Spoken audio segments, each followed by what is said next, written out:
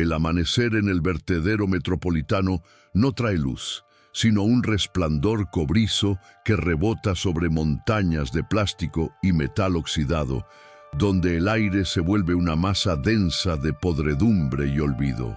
Elena, con los hombros encorvados por un peso que no es solo físico, hunde sus manos enguantadas en una bolsa negra que acaba de romperse, liberando un olor ácido que le quema la garganta.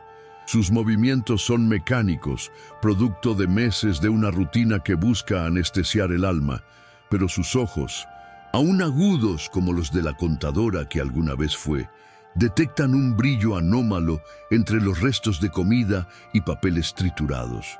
Es un sobre de papel vitela, pesado y extrañamente limpio, que parece un insulto visual en medio de la inmundicia que rodea sus botas gastadas. Al rasgarlo con dedos temblorosos, el frío del metal choca contra su palma.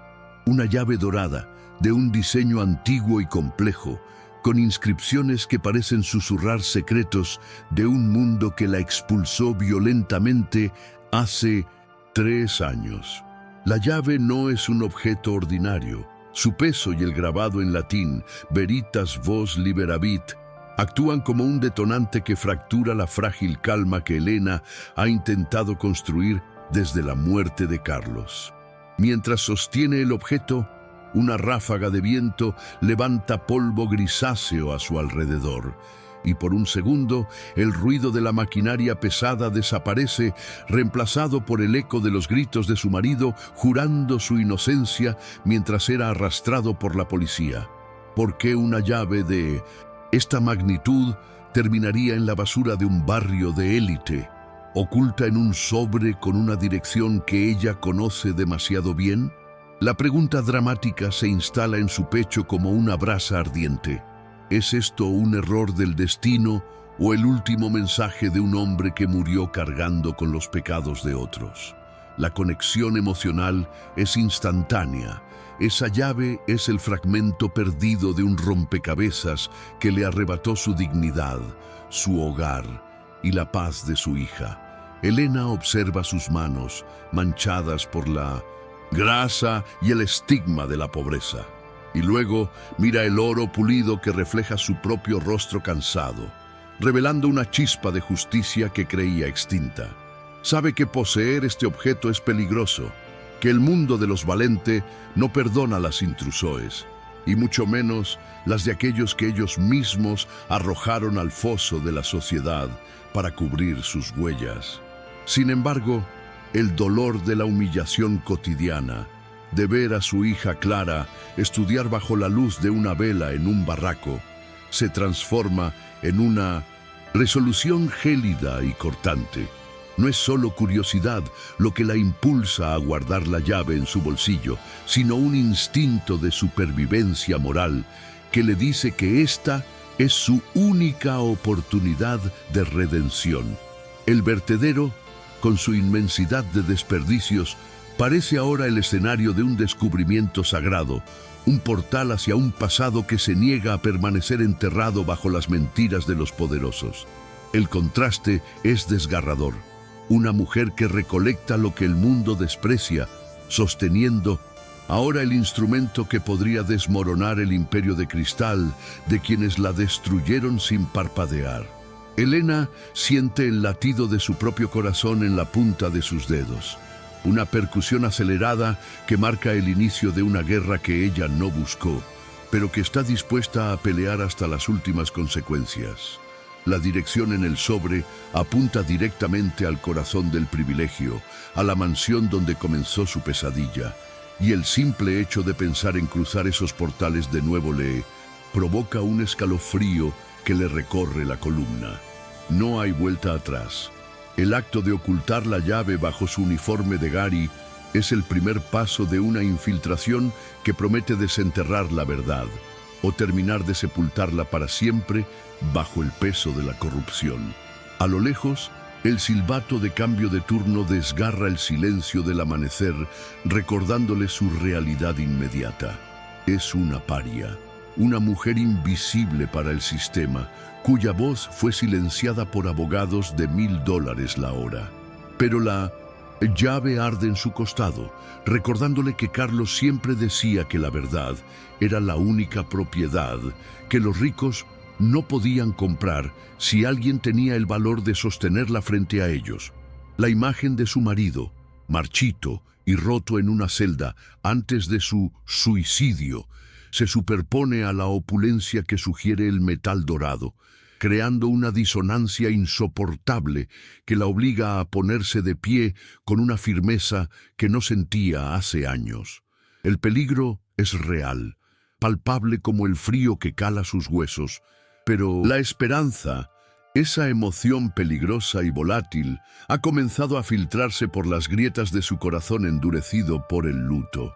Mientras camina hacia la salida del vertedero, esquivando los charcos de lixiviados y la mirada indiferente de sus compañeros, Elena aprieta el sobre contra su pecho, sintiendo los bordes afilados de la llave como una promesa de batalla.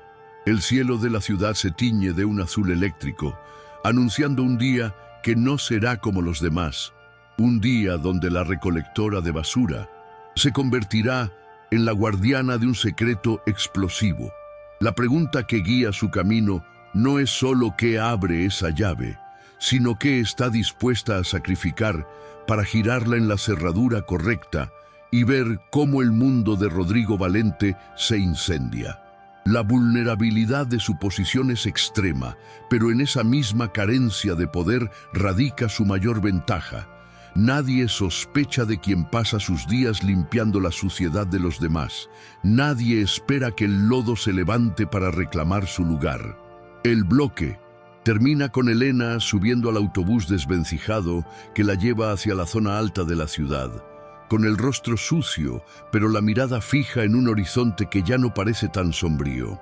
A medida que el vehículo se aleja de las montañas de desperdicios, la tensión narrativa se tensa como una cuerda de violín a punto de romperse, dejando al espectador colgado de su determinación. El viaje es un ascenso simbólico desde el infierno de la marginación hacia los cielos de la opulencia, pero lleva consigo la ponzoña de una verdad que nadie quiere escuchar. En el bolsillo de su chaleco reflectante, la llave dorada brilla con una intensidad que parece profetizar el caos que está a punto de desatarse cuando la humillada golpee la puerta de sus verdugos.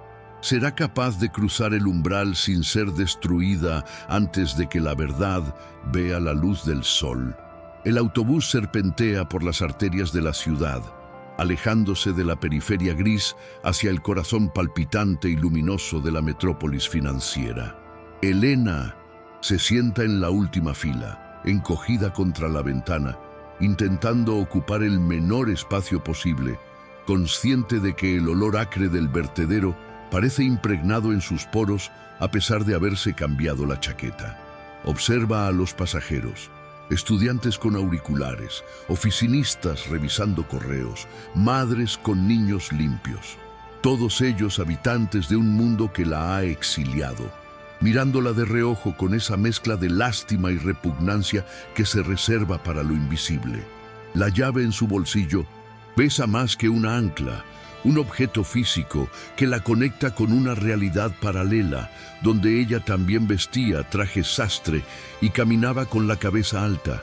Cada bache del camino hace que el metal golpee suavemente su cadera, un recordatorio constante de la misión absurda que ha emprendido impulsada por una brújula moral que la pobreza no logró romper. Al llegar a su parada, el contraste es un bofetón sensorial. El aire aquí no huele a descomposición, sino a café recién tostado y perfumes caros. Una atmósfera esterilizada que parece rechazar su presencia. Elena camina por las aceras de piedra portuguesa, bajando la vista para evitar los escaparates que reflejan su figura desaliñada, superpuesta a maniquíes vestidos con sedas que cuestan más de lo que ella gana en un año. Este barrio, con sus árboles podados geométricamente y sus coches blindados, fue alguna vez su escenario habitual.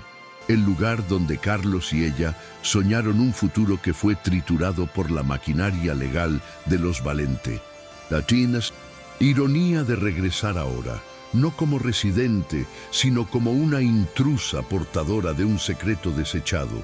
Le provoca un nudo en el estómago que amenaza con paralizar sus piernas, pero la inercia del deber la empuja hacia adelante. Antes de enfrentar a los lobos, Elena necesita un momento de anclaje, por lo que desvía su ruta hacia la pequeña pensión en los límites del distrito donde comparte una habitación húmeda con su hija. Al entrar, el olor a humedad y sopa barata la recibe como un abrazo triste. Es un espacio claustrofóbico donde cada objeto narra la historia de su caída social. Clara, su hija de 20 años, está sentada en el suelo rodeada de libros de anatomía prestados, estudiando bajo la luz vacilante de una lámpara de segunda mano. La imagen de la joven, con ojeras marcadas y la ropa desgastada, inyecta en Elena una dosis de dolor agudo y culpa, recordándole que su fracaso no fue solo personal, sino hereditario, condenando a quien más ama a una vida de privaciones injustas. Levanta la vista. Sus ojos detectan inmediatamente la tensión en los hombros de su madre y ese brillo febril que no suele traer del trabajo. Elena oculta la llave, temerosa de encender una esperanza falsa o de involucrar a su hija en algo que instintivamente sabe que es peligroso. El intercambio entre ellas es breve, cargado de un subtexto de preocupación. Clara le pregunta si comió, si le duele la espalda, ignorando que su madre lleva en el bolsillo el potencial para cambiar su destino o destruirlo definitivamente. Elena acaricia el cabello de su hija, sintiendo la fragilidad de su existencia, y esa sensación refuerza su determinación. No puede seguir permitiendo que los Valente vivan en la impunidad, mientras Clara paga el precio de la honestidad de su padre. En la pared, una fotografía enmarcada de Carlos sonríe desde un tiempo mejor, antes de las acusaciones de desfalco, antes de la vergüenza pública y la soga en la celda. Elena se detiene frente a la imagen, susurrando una promesa muda al hombre que amó, cuyo nombre fue arrastrado por el fango para proteger a los verdaderos ladrones. La vulnerabilidad de Elena se transforma en ese instante. El miedo a la humillación es reemplazado por la necesidad visceral de mirar a los ojos a quienes escribieron la tragedia de su vida. Se lava la cara con agua fría en el pequeño lavabo, frotando su piel hasta enrojecerla, tratando de quitarse la máscara de la basurera para recuperar, aunque sea por una hora, la dignidad de la mujer que fue esposa de un hombre inocente. Mientras tanto, en la cima de una torre de cristal y acero que domina el horizonte de la ciudad, Rodrigo Valente observa el mundo como un dios caprichoso desde su oficina climatizada. El ambiente es antiséptico, dominado por líneas rectas, arte moderno incomprensible y una frialdad azulada que contrasta violentamente con el calor humano del barrio de Elena. Rodrigo, de 35 años, es la imagen de la perfección corporativa, traje a medida, sonrisa de tiburón y una calma superficial que oculta un volcán de violencia contenida. Está al teléfono. Su voz es melosa y persuasiva mientras asegura a unos inversores extranjeros que la auditoría de la Valente Holdings será un mero trámite burocrático, una mentira que pronuncia sin que su pulso se altere lo más mínimo. Sin embargo, al colgar el teléfono, la máscara cae con una rapidez aterradora, revelando la desesperación de un animal acorralado. Rodrigo barre con un gesto violento los documentos de su escritorio, respirando agitadamente mientras su mirada recorre la habitación buscando algo que no está. La venta de la empresa es su única salida, la única forma de huir con el capital antes de que se descubra el agujero financiero que él mismo cavó para financiar sus vicios y ambiciones desmedidas. Pero hay un cabo suelto, un seguro de vida que su abuelo, El patriarca, ahora en estado vegetativo, escondió demasiado bien y cuya ausencia impide que Rodrigo tenga el control, lo tal que necesita para liquidar los activos sin levantar sospechas. Entra su asistente, un hombre joven y tembloroso, para informar que el servicio de limpieza ha vaciado los contenedores de la oficina privada del abuelo por error, siguiendo el protocolo estándar. La reacción de Rodrigo es instantánea y brutal. No grita, pero su silencio y la forma en que se acerca al empleado, invadiendo su espacio vital con una amenaza física latente, hielan la sangre. Rodrigo sabe que la llave maestra, el único acceso a los secretos fundacionales de la familia, podría estar ahora viajando hacia un vertedero o incinerador, y esa posibilidad lo aterra más que la propia cárcel. Ordena una búsqueda discreta pero implacable, demostrando que sus recursos son ilimitados y que no dudará en aplastar a cualquiera que se interponga entre él y su huida dorada. De vuelta en las calles, Elena se aproxima a la mansión de los Valente, una fortaleza neoclásica rodeada de muros altos cubiertos de hiedra que ocultan cámaras de seguridad de última generación. El edificio se alza imponente, proyectando una sombra alargada sobre la acera que Elena siente físicamente, como si la casa misma intentara rechazarla. Recuerda haber asistido a cenas en ese lugar, recuerda la risa de Carlos en el jardín, y esos recuerdos se superponen a la realidad presente de su uniforme desgastado bajo el abrigo, creando una disonancia dolorosa. La mansión no es solo una casa. Es el mausoleo de su felicidad, el lugar donde se gestó la traición que acabó con su familia.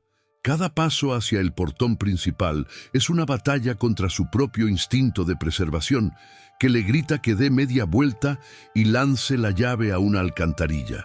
Pero la imagen de Clara estudiando en la penumbra la empuja. Elena sabe que la honestidad es lo único que le queda. Y quizás, solo quizás, devolver algo tan valioso podría despertar un atisbo de gratitud o humanidad en la familia que la arruinó.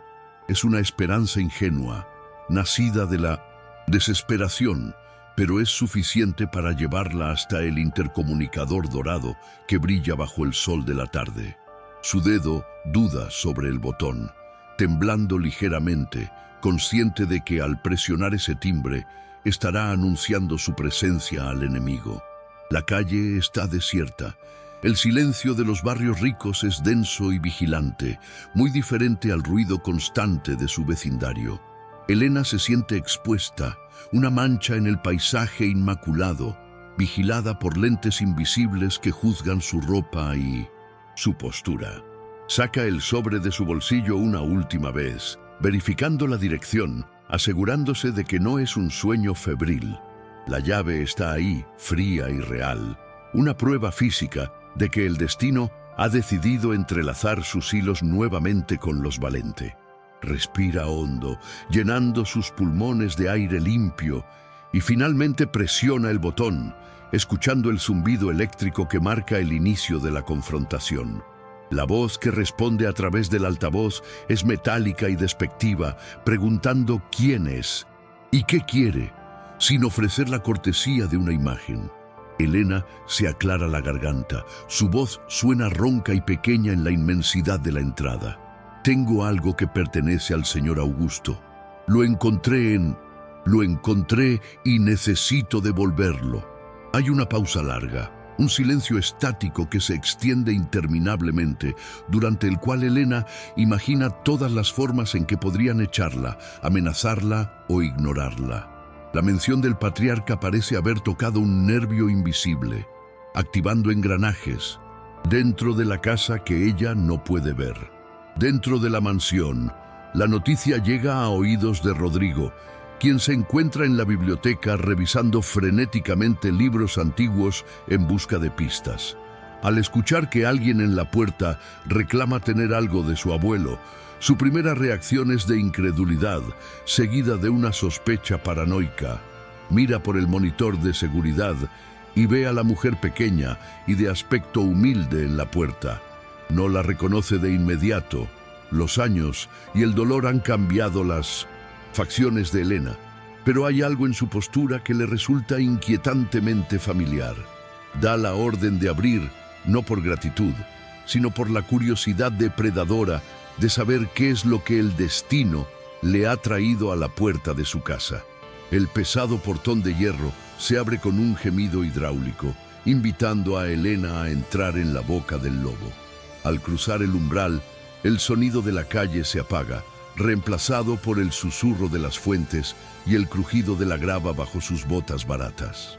El jardín es un laberinto de setos perfectos y estatuas de mármol que parecen observarla con ojos vacíos, un recordatorio de la riqueza obscena que se acumuló a costa de vidas como la suya. Helena camina hacia la entrada principal, sintiéndose pequeña, vulnerable, pero con una dignidad que mantiene su espalda recta a pesar del miedo que le martillea las sienes. La puerta principal de roble tallado se abre antes de que ella llegue a tocar, revelando el vestíbulo cavernoso que huele a cera antigua y flores frescas. En el centro, esperándola como un príncipe oscuro, está Rodrigo, flanqueado por dos guardias de seguridad que miran a Helena como si fuera una plaga que ha entrado por error. La mirada de Rodrigo es analítica, fría, diseccionándola en segundos, buscando el ángulo, la amenaza o la debilidad. Helena sostiene el sobre con ambas manos como una ofrenda o un escudo, y en ese momento, bajo la luz de la inmensa araña de cristal, se da cuenta de que no hay vuelta atrás. «Dices que tienes algo de... ¡Mi abuelo!», dice Rodrigo, su voz suave pero cargada de una amenaza implícita que resuena en las paredes de piedra. Helena lo mira a los ojos, reconociendo al hombre que tomó las riendas tras el escándalo, el hombre que se benefició de la caída de Carlos. «Encontré esto», responde ella, extendiendo el sobre, y al hacerlo, sus miradas se cruzan, encendiendo la mecha de un conflicto que lleva años esperando estallar. La vulnerabilidad de Helena es palpable, pero en su gesto de entrega hay un desafío silencioso. Ella está aquí, de pie frente al poder, armada solo con la verdad y una llave dorada.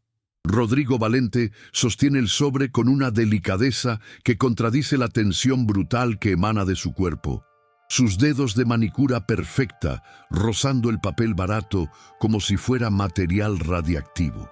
Abre la solapa lentamente, sin apartar la vista de Helena, disfrutando de ese segundo de poder absoluto antes de revelar el contenido. Pero cuando el brillo dorado de la llave emerge, su máscara de indiferencia se hace añicos. Sus pupilas se dilatan, no con gratitud, sino con un terror primitivo que se transforma instantáneamente en una ira volcánica. Esa llave no debería existir. Debería haber sido fundida o enterrada junto con los secretos de su abuelo.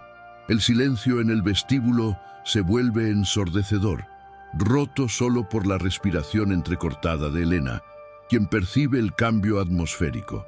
Ha traído una bomba nuclear a la sala de estar de su enemigo, y el contador acaba de llegar a Pinto Asientos 0. El heredero levanta la vista y por primera vez realmente ve a la mujer parada frente a él. La reconoce a través de las capas de suciedad y años de sufrimiento, identificando a la esposa del hombre al que destruyó. Una sonrisa cruel y torcida se dibuja en sus labios mientras da un paso hacia ella, invadiendo su espacio personal con el aroma empalagoso de su colonia cara mezclado con el hedor de su propia malicia. «Helena», susurra con una falsa incredulidad que hiela la sangre. «La viuda del gran estafador Carlos viene a mi casa a mendigar? ¿O es esto un intento patético de chantaje?» Su voz retumba en las paredes de piedra, convirtiendo el acto de honestidad de Helena en un crimen sórdido, retorciendo la narrativa con la facilidad de quien está acostumbrado a comprar la realidad. Helena retrocede, golpeada por la acusación como si fuera una bofetada física. Esperaba frialdad, quizás desprecio, pero no este ataque directo a su integridad que reabre las heridas nunca cicatrizadas de la muerte de Carlos. Lo encontré en la basura, balbucea, su voz temblando por la indignación y el miedo. Solo quería devolverlo, creí que era importante. Rodrigo suelta una carcajada seca, sin humor, un sonido que resuena como vidrio roto, y niega con la cabeza mientras chasquea los dedos para llamar a sus guardias, que se tensan como perros de presa esperando la orden de ataque. Nadie encuentra esto por accidente, rata de alcantarilla. Dime quién te envió o te juro que no. Saldrás de aquí caminando, si sea él, perdiendo la compostura elegante para revelar al matón desesperado que habita bajo el traje de diseñador. En ese instante, Elena comprende el error monumental que ha cometido.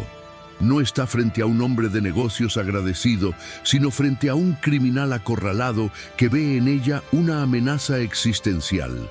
Su instinto de supervivencia, dormido bajo años de sumisión, despierta con una descarga de adrenalina que le eriza la piel. Sus dedos se cierran instintivamente alrededor de la llave que aún no ha soltado del todo, reclamando la propiedad del objeto como su único salvavidas. Rodrigo nota el gesto. Su mirada se clava en la mano cerrada de Elena y su rostro se contorsiona de furia. ¡Quitádsela! Y sacad esta basura de mi vista antes de que llame a la policía por allanamiento. Los guardias avanzan. Masas de músculo y trajes negros que se mueven con una eficiencia aterradora, cerrando el círculo alrededor de la mujer pequeña y aterrorizada. La violencia estalla de repente, un torbellino de empujones y gritos que rompe la quietud sagrada de la mansión. Elena lucha no por fuerza, sino por pura desesperación, protegiendo la llave contra su pecho mientras manos fuertes la sujetan y la arrastran hacia la salida. Siente el dolor agudo de dedos clavándose en sus brazos, el tirón en su hombro, y el mundo se convierte en una mancha borrosa de luces y sombras mientras es expulsada físicamente del templo de la riqueza. ¡Ladrona! ¡Mentirosa!, grita Rodrigo desde el fondo del pasillo, sus palabras persiguiéndola como dardos venenosos, construyendo la coartada perfecta para cualquier cosa que pueda sucederle a ella después. En el forcejeo, la llave se le escapa momentáneamente, tintineando contra el mármol, un sonido nítido que detiene el tiempo por una fracción de segundo. Con un movimiento impulsado por el pánico ciego, Elena se lanza al suelo, ignorando las botas que amenazan con pisarla, y recupera el objeto dorado justo antes de que una mano enguantada pueda arrebatárselo. Los guardias, sorprendidos por la ferocidad de la mujer, la levantan en vilo y la arrojan literalmente hacia el exterior, donde el sol de la tarde la ciega momentáneamente. Cae sobre la grava del camino de entrada, rascándose las palmas y las rodillas. El dolor físico agudo y real, pero insignificante comparado con la humillación que le quema las entrañas.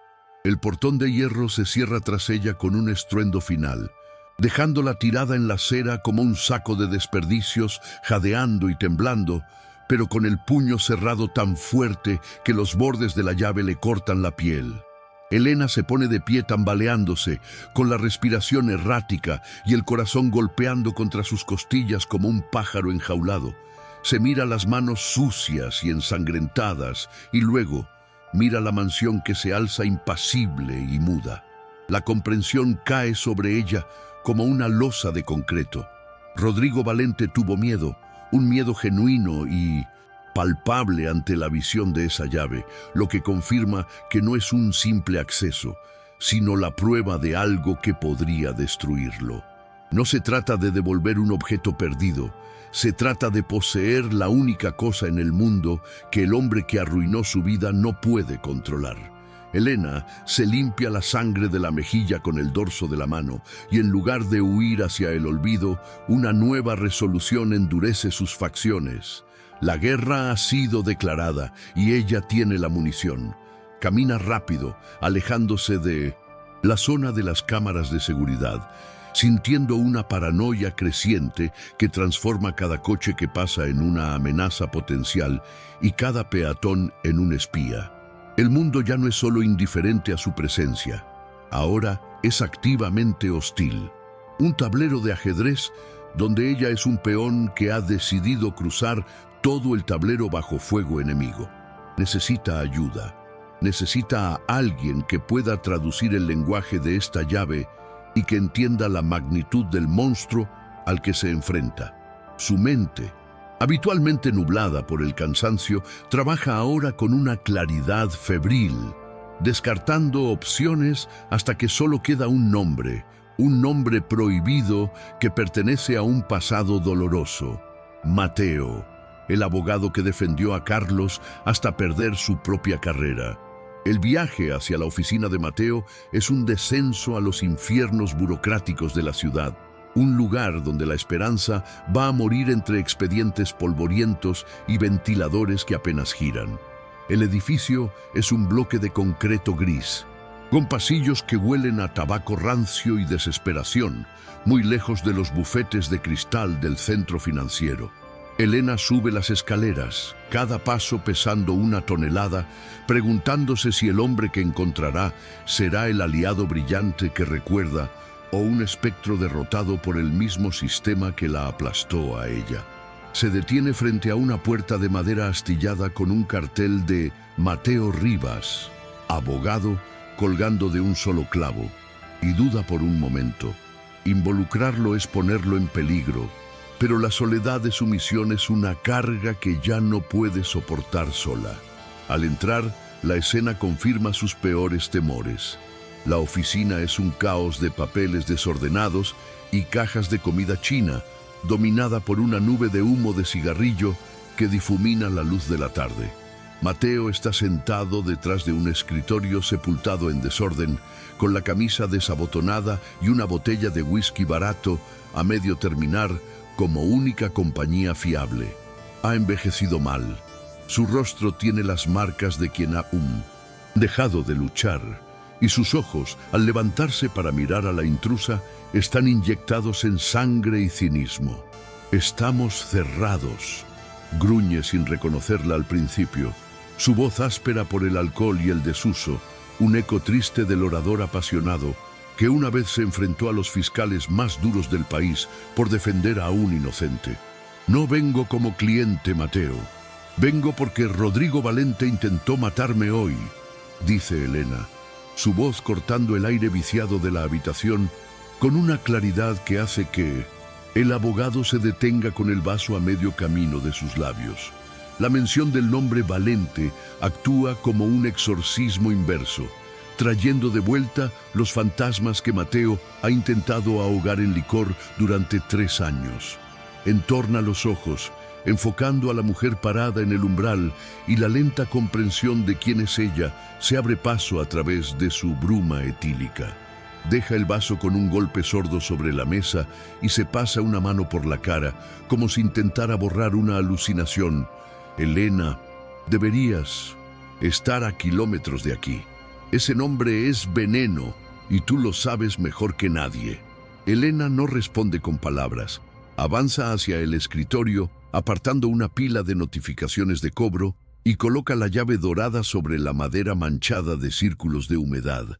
El objeto brilla con una incongruencia casi mágica en ese entorno sórdido, capturando la escasa luz y devolviéndola con un destello desafiante. Estaba en la basura de su barrio.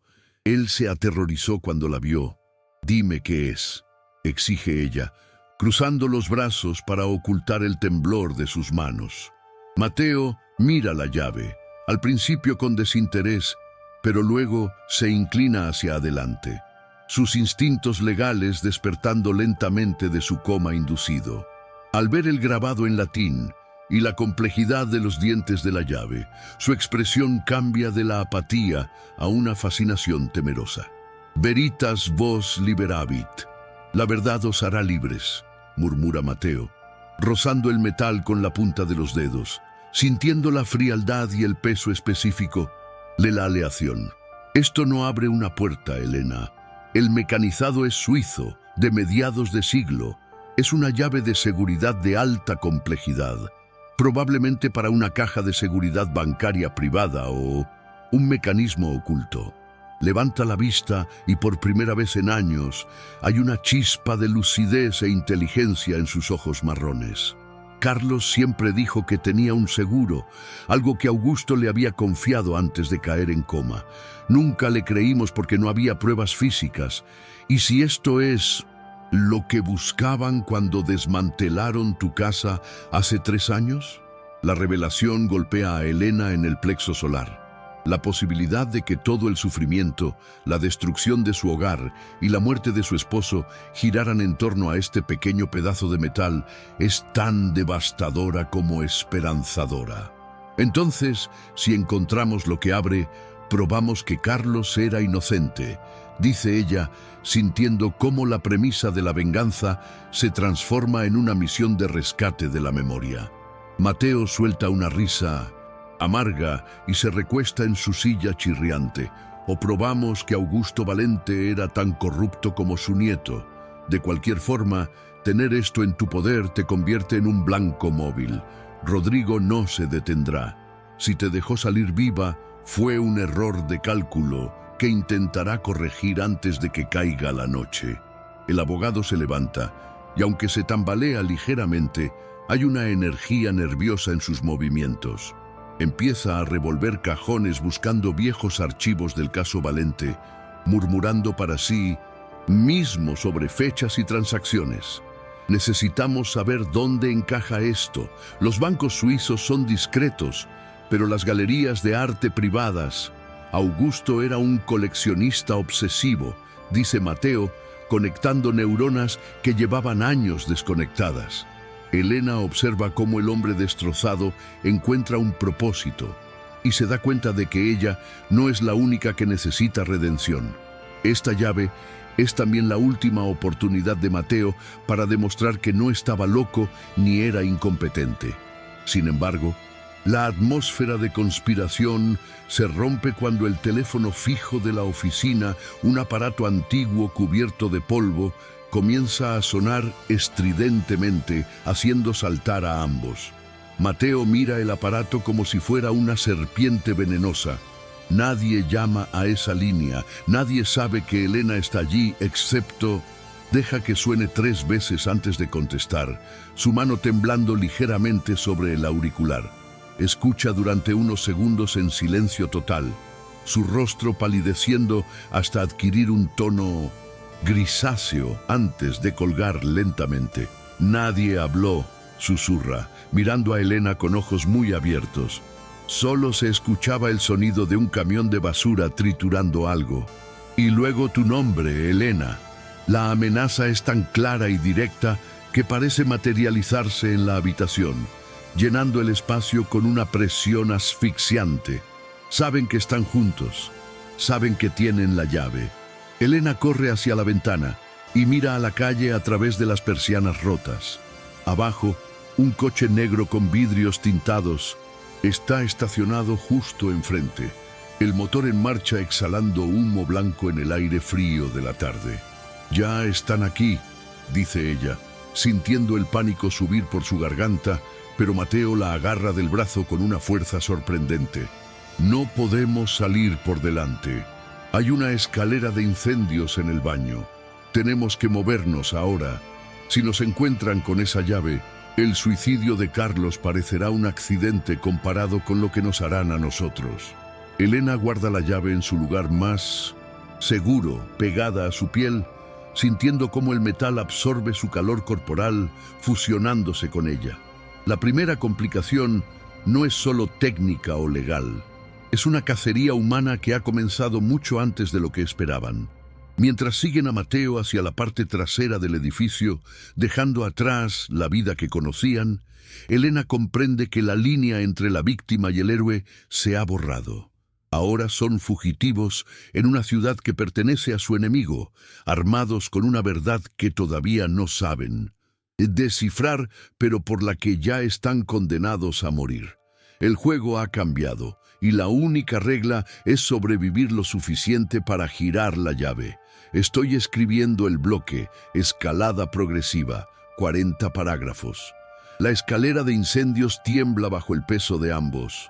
El metal oxidado gime con cada paso apresurado que dan hacia el callejón trasero, un abismo de sombras donde la luz de la tarde apenas se atreve a penetrar. Elena lidera el descenso, sus botas resbalando sobre los escalones húmedos, impulsada por un terror que ya no es abstracto sino físico, un animal que le muerde los talones. Mateo la sigue con torpeza, jadeando, su cuerpo castigado por el alcohol, protestando ante la exigencia de una huida para la que no estaba preparado. Abajo, el callejón huele a orina y basura fermentada, un aroma que paradójicamente le resulta familiar y seguro a Elena, su territorio natural en esta jungla de concreto. Al tocar el suelo, se pegan contra la pared de ladrillo, el frío de la mampostería traspasando sus ropas, mientras el sonido de neumáticos aplastando la grava resuena en la entrada del callejón. El coche negro pasa lentamente por la boca del callejón, sus vidrios tintados actuando como espejos negros que devuelven una imagen distorsionada de la ciudad, ocultando a los depredadores en su interior. Elena contiene la respiración, tapando la boca de Mateo con su mano enguantada para ahogar su respiración sibilante, sintiendo cómo el corazón del abogado late desbocado contra su pecho. Pasan segundos eternos, medidos por el goteo de una tubería rota, hasta que las luces de freno del vehículo se apagan y el coche acelera, perdiéndose en el tráfico de la avenida principal. No los han visto, pero la sensación de seguridad es una ilusión efímera. Ahora son presas en campo abierto, y la ciudad, antes indiferente, se ha transformado en un laberinto de trampas potenciales. «No podemos ir a tu casa ni a la mía», susurra Mateo, limpiándose el sudor frío de la frente con una manga temblorosa. La realidad de su situación comenzando a despejar la niebla etílica de su mente. Elena asiente, sus ojos escaneando el entorno con la precisión de quien ha aprendido a ser invisible. Sabe que las cámaras de tráfico, los patrulleros y los guardias privados de Valente estarán buscándolos.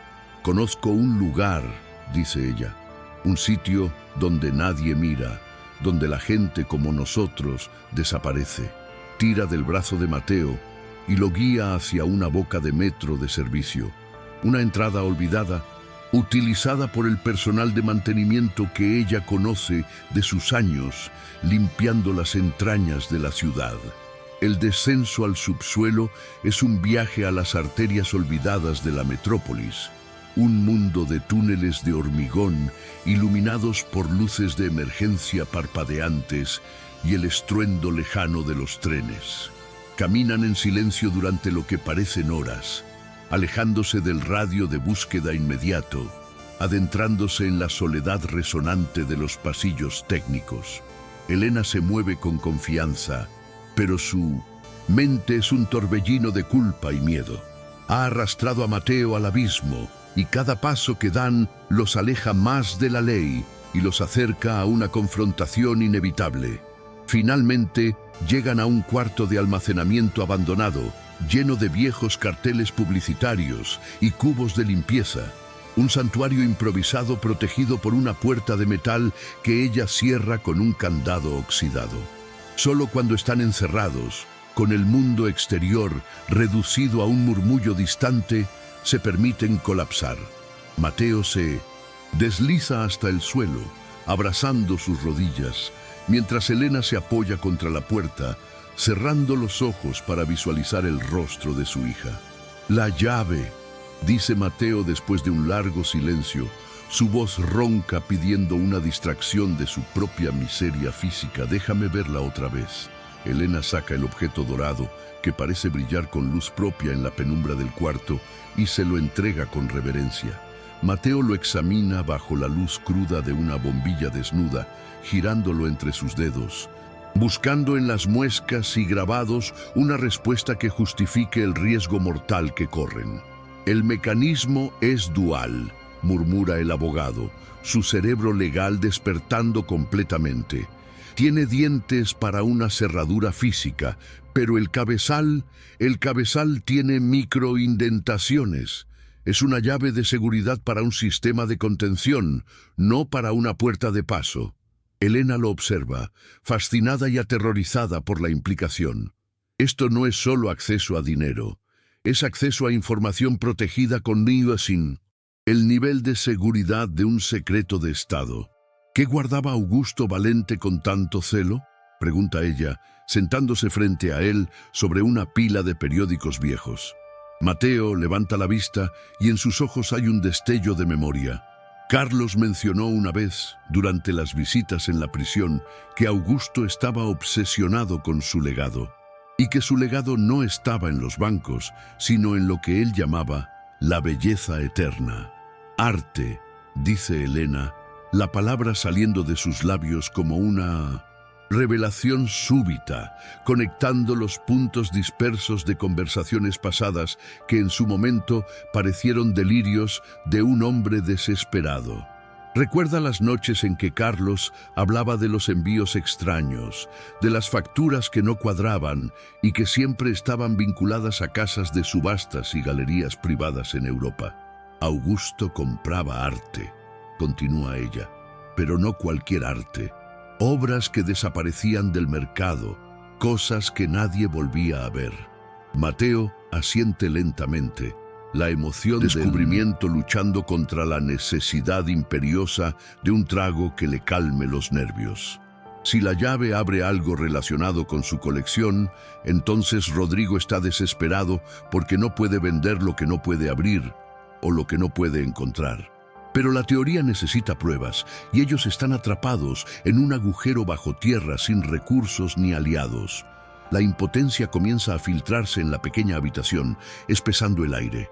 Mateo empieza a temblar visiblemente, los síntomas de la abstinencia golpeándolo con fuerza, sus manos sacudiéndose de tal manera que casi deja caer la llave. Elena se da cuenta de que su compañero es el eslabón más débil, una bomba de tiempo biológica que podría estallar antes de que encuentren la cerradura. Se acerca a él y toma sus manos entre las suyas, sus palmas ásperas y cálidas, ofreciendo un anclaje humano en medio de la crisis. Necesitamos saber qué está vendiendo Rodrigo, dice ella con firmeza, obligándolo a mirarla. Y para eso, necesitamos salir de aquí y encontrar una computadora. La decisión de volver a la superficie es una apuesta calculada. Esperan a que caiga la noche, confiando en que la oscuridad y el caos de la ciudad nocturna les sirvan de camuflaje. Salen por una boca de acceso diferente, emergiendo en un barrio industrial lleno de almacenes y cafés de mala muerte, lejos de la elegancia vigilada de la zona financiera. La lluvia ha comenzado a caer, una llovizna fría que disuelve los contornos de la ciudad y convierte las calles en espejos de neón, reflejando el mundo distorsionado en el que ahora viven. Elena se sube el cuello de su chaqueta, sintiéndose expuesta, cada sirena lejana provocándole un espasmo de pánico, pero avanza con la determinación de una madre que protege a su cría. Encuentran un cibercafé decadente, un lugar lleno de humo y adolescentes jugando videojuegos, donde nadie hace preguntas si pagas en efectivo. Se sientan en la cabina más alejada, y Mateo, con dedos que aún tiemblan, teclea el nombre Valente Holdings y subasta en el buscador. Los resultados inundan la pantalla. Noticias sobre el evento del año, la gran subasta del legado Valente, programada para realizarse en 48 horas en la sede de la Fundación Familiar. La pantalla muestra fotos de joyas, esculturas y muebles antiguos, todo bajo el titular de reestructuración de activos, el eufemismo corporativo para la liquidación total que Rodrigo está orquestando. Elena recorre la lista de lotes con la mirada, buscando algo que resuene, algo que justifique una llave dorada y un asesinato. Sus ojos se detienen en el lote 45, La caída de los gigantes, una pintura barroca de gran formato, descrita como la joya de la corona de la colección privada de Augusto, nunca antes vista en público. La imagen en la pantalla es oscura y violenta, una masa de cuerpos retorciéndose en una lucha celestial, y al verla, Elena siente un golpe de reconocimiento visceral. Ese cuadro estaba en el despacho de Mindonecit, Augusto, el día que Carlos fue nombrado director financiero. Carlos le había dicho que el viejo pasaba horas mirándolo, como si esperara que las figuras se movieran. «Mira el marco», señala Mateo, acercando su rostro al monitor sucio. Es excesivamente grueso, ornamentado, madera antigua reforzada. Amplían la imagen pixelada y ahí, casi imperceptible en la voluta inferior derecha del marco dorado, hay un pequeño orificio oscuro que rompe la simetría del diseño. Elena saca la llave de su bolsillo y la compara visualmente con la pantalla. La forma, el estilo, la época, todo encaja con una precisión aterradora. La llave no abre una caja fuerte en un banco, abre el cuadro mismo, o un compartimento oculto dentro de esa obra maestra que está a punto de ser vendida al mejor postor y sacada del país para siempre. El testamento o las pruebas del desfalco están dentro del cuadro. Susurra Mateo, la euforia del descubrimiento dándole un momento de sobriedad y claridad. Augusto sabía que Rodrigo era un buitre. Escondió la verdad en lo único que sabía, que su nieto no destruiría por codicia, el arte más valioso. La ironía es perfecta. La salvación de Elena y la condena de Rodrigo han estado colgadas en la pared de la mansión todo este tiempo, visibles pero inaccesibles. Pero la revelación trae consigo una urgencia mortal.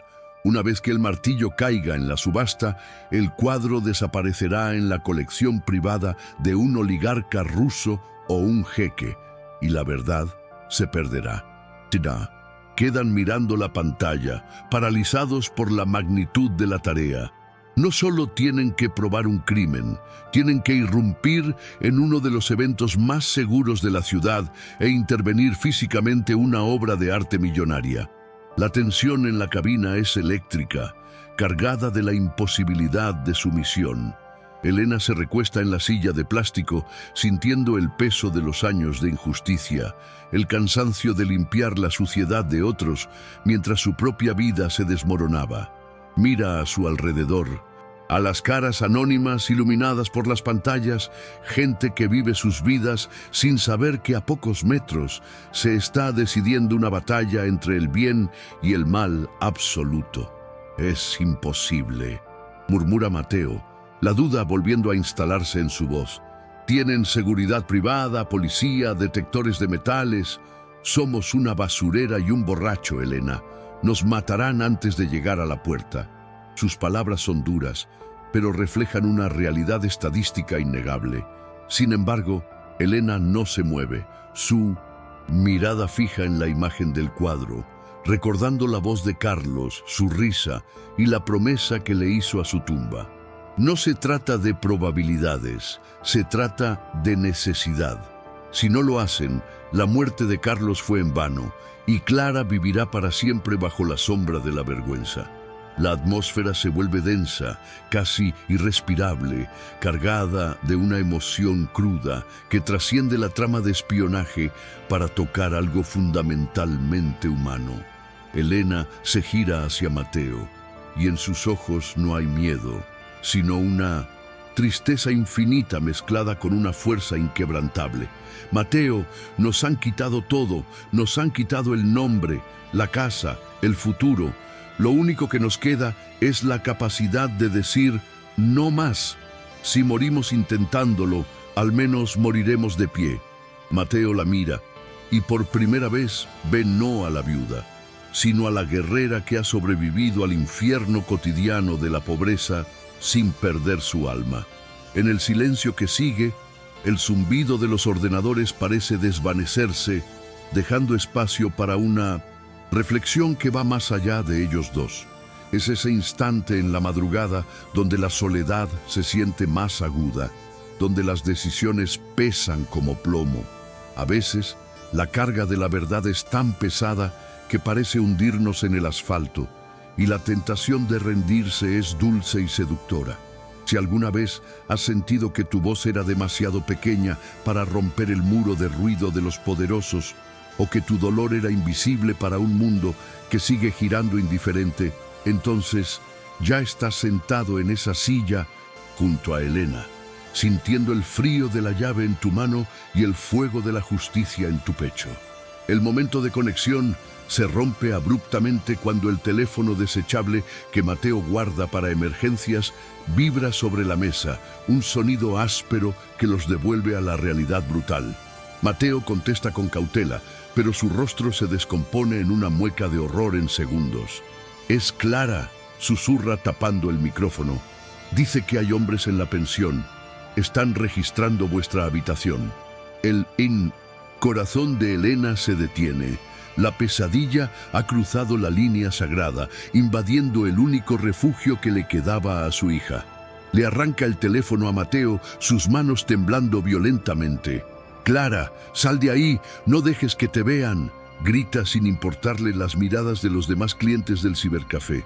Al otro lado de la línea, la voz de Clara es un hilo de pánico, sofocada por el miedo. «Mamá, están rompiendo todo. Preguntan por ti, dicen que robaste algo. Tengo miedo».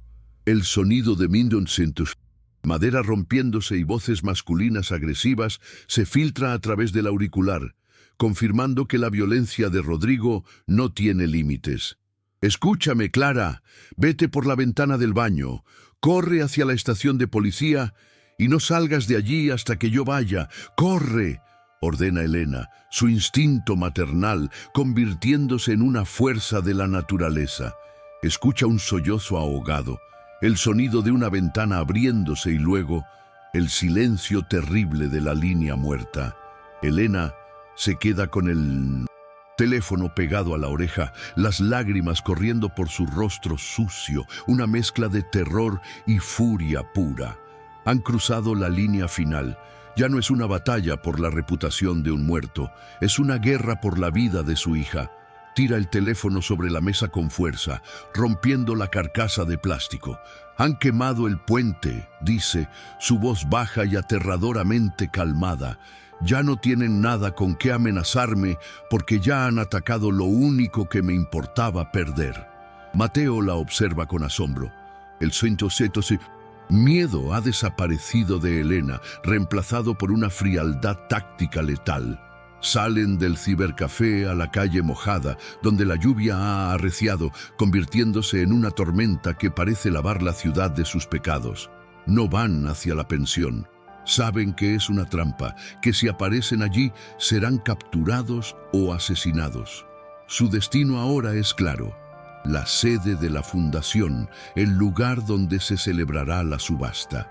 Necesitan ver el terreno, entender la seguridad, encontrar una grieta en la armadura del enemigo.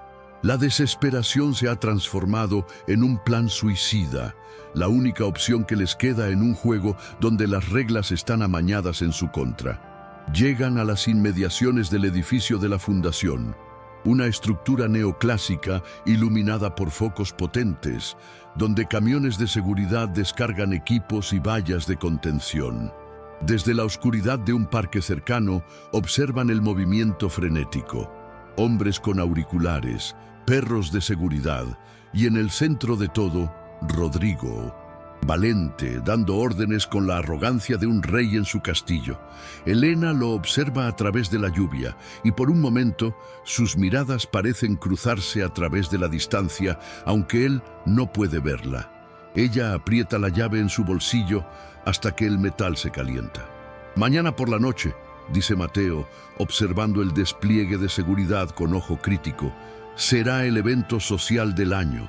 Cientos de invitados, prensa, camareros». Se detiene y una idea comienza a formarse en su mente. Una locura nacida de la necesidad. Elena termina la frase por él. «Nadie mira a los camareros, Mateo. Nadie mira a los limpiadores. Somos invisibles para ellos». La invisibilidad, que ha sido su maldición durante 3 años, se convierte de repente en su mayor arma táctica. Pero la observación se corta cuando ven llegar un furgón blindado especial. 4 guardias armados con rifles de asalto bajan una caja grande y plana, tratándola con una reverencia casi religiosa. Es el cuadro. La caída de los gigantes entra en el edificio, y con él la prueba definitiva. Elena siente un escalofrío que no es por el frío. Sabe que la llave y el cuadro están ahora a metros de distancia, separados solo por muros de piedra y un ejército de seguridad. La proximidad es tentadora y dolorosa. Sin embargo, un detalle hiela su sangre. Junto a Rodrigo aparece una figura que Elena reconoce con horror: el jefe de policía que cerró el caso de Carlos como suicidio. Están hablando, riendo, y el oficial le da una palmada en la espalda a Rodrigo. La corrupción no es un elemento aislado, es sistémica. No pueden acudir a las autoridades, no hay nadie a quien llamar. Están solos contra el Estado y el capital. Mateo gime suavemente al verlo. Su última esperanza legal se desvanece ante la evidencia visual de la colusión. La lluvia empapa sus ropas, pegándolas a sus cuerpos delgados, pero no se mueven. Están trazando mentalmente las entradas, las salidas, los puntos ciegos.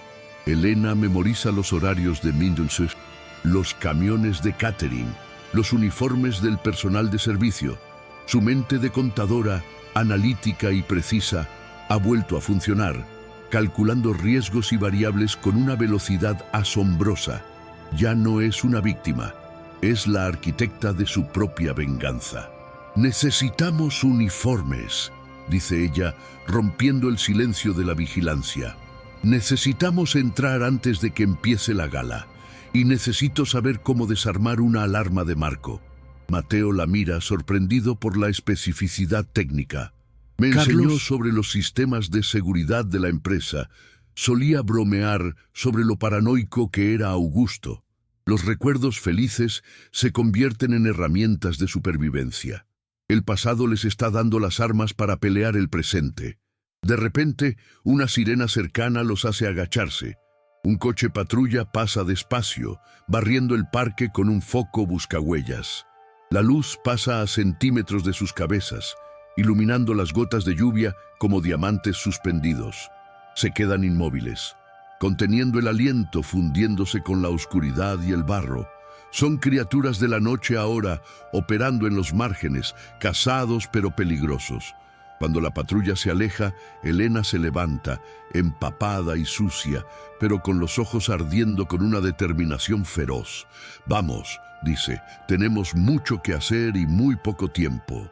La cuenta regresiva ha comenzado oficialmente. Faltan menos de 24 horas para que el martillo caiga y su oportunidad se desvanezca para siempre. Se alejan en la noche 2 sombras contra el imperio, llevando consigo una llave dorada y la voluntad de incendiar el mundo para revelar la verdad. El bloque termina con ellos desapareciendo en la oscuridad, dejando atrás la imagen del edificio iluminado como una fortaleza inexpugnable.